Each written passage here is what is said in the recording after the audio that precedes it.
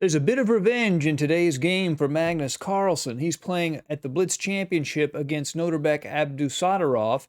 And the reason there's some revenge here is because Abdusattorov actually won the World Rapid Championship in 2021. And in order to do that, he beat Magnus Carlsen on his way to that title. Now, this isn't Rapid, this is Blitz.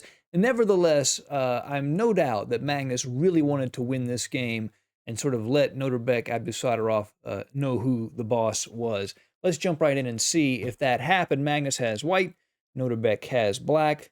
3 minutes each side with a 2-second increment. Magnus is 28:30 and Abdusattorov 26:66. Let's begin. Magnus plays e4. Abdusattorov plays e5. Knight f3, knight c6, bishop b5, a6. And we have a mainline Spanish, Ruy Lopez, bishop a4, knight f6. And here, Magnus deviates with the move d3, deviates from the main line. Although this move is not that unusual. It's still a fairly common move. Black plays b5, also a very common response. Bishop to b3, bishop e7, and here Magnus plays a4. And we see the downside of this a6, b5 expansion for black. There's an upside, right? It gains space on the queen side.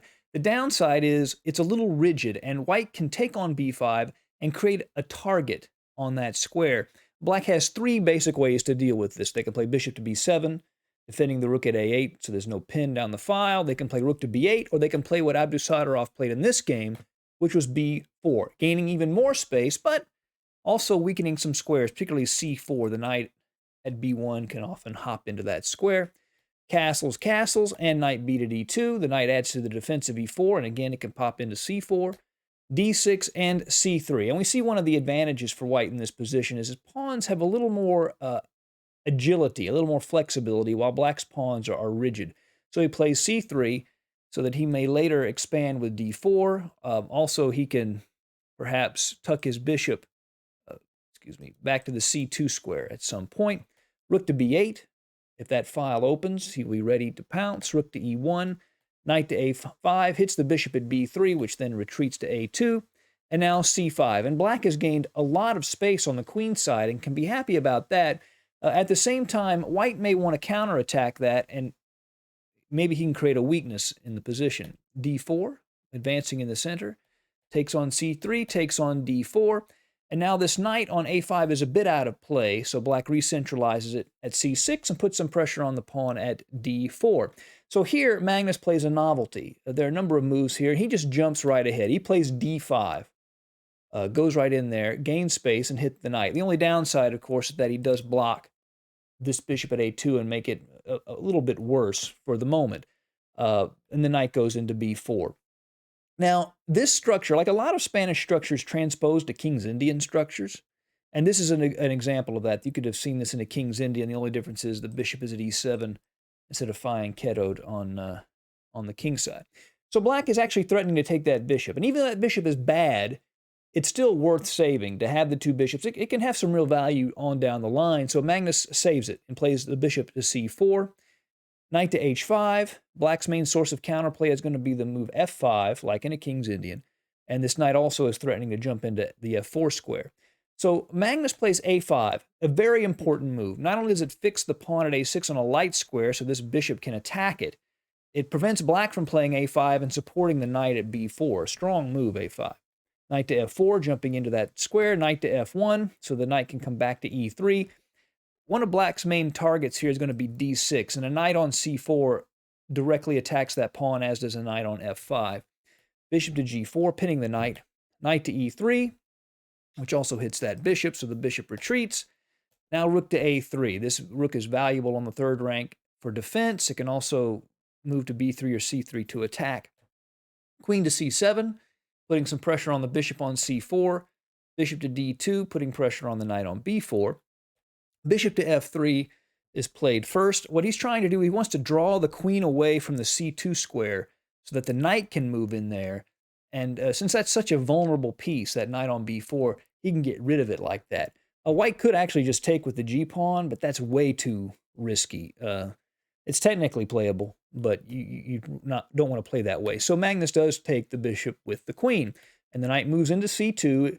It forks the two rooks, but he doesn't win material because it can be recaptured. But Abdusattorov has gotten rid of a fairly vulnerable minor piece, and he retakes on c4 with the queen, restoring the material balance.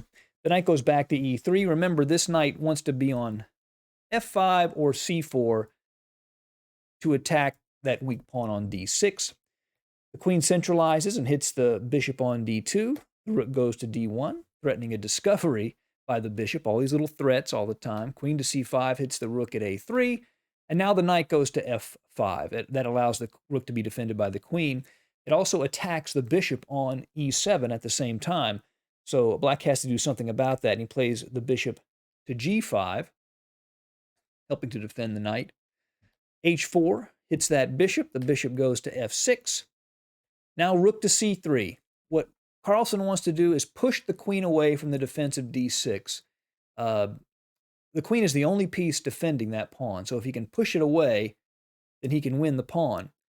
Queen to b4, then rook to c6, and he would be doubling up on the pawn and revealing the attack of the bishop on the queen. So what Abdusattorov does is he just goes ahead and takes on a5, recognizing that he's not going to be able to protect the d6 pawn. G3 was played first. He could have just taken d6 immediately. That's fine. But sort of a maximalist approach from Carlsen. He wants everything. The first thing he does is make sure that knight is no longer on f4.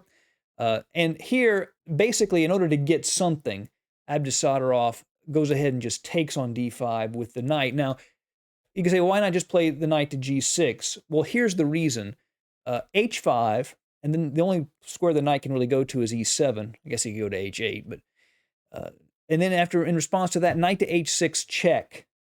So if he takes the knight, then just queen takes f6, and with bishop h6 coming in, mate on g7, he would be in huge, huge trouble. And if he just moves the king, then knight to f7 check, right? And if the king moves back, knight takes d6. He's gotten the f and the d pawn. And if rook takes f7, then this powerful idea, rook to c8 check, which reveals an attack of the bishop on the queen. A very complex tactic, and really quite amazing. Abdusattorov saw that and went ahead and said, I'm just going to take the d5 pawn and get something for my trouble. The rook goes to a3. First hits the queen. The queen goes to c5. The rook to c1 to hit the queen. Queen to b6, and then he takes on d5. He wants to get the best position he can first before taking that knight. The queen moves to b2, hitting the rook, the bishop, sort of really in white's position, but everything is basically defended. After rook to d3, rook f to d8 to defend that key d6 pawn, king to g2, queen goes to b5. Maybe black can do something with the a6 pawn, but then rook to c6. Magnus just gets back to what he's been trying to do from the beginning, which is win the d6 pawn. The rook goes to e8. So it's a counter threat. He is giving up that pawn, but the pawn could go to e4 and fork the queen and the rook. So how does white deal with this? Well, he just plays what he wanted to play anyway. Knight takes d6. Not only does it win the pawn, fork the rook and the queen, but it defends against the e4 threat. And after e4, knight takes e4 was played by Magnus, and in this position, up a whole piece, completely winning. Nodirbek Abdusattorov resigned, and Magnus Carlsen got his measure of revenge for that loss in rapid chess in the championship last year. Now, even after going over this great game for Magnus Carlsen, there's still some great chess you're missing out on. To fix that problem, believe it or not, the video you're going to want to watch is right here. I think you're really going to enjoy it. See you again soon. Bye.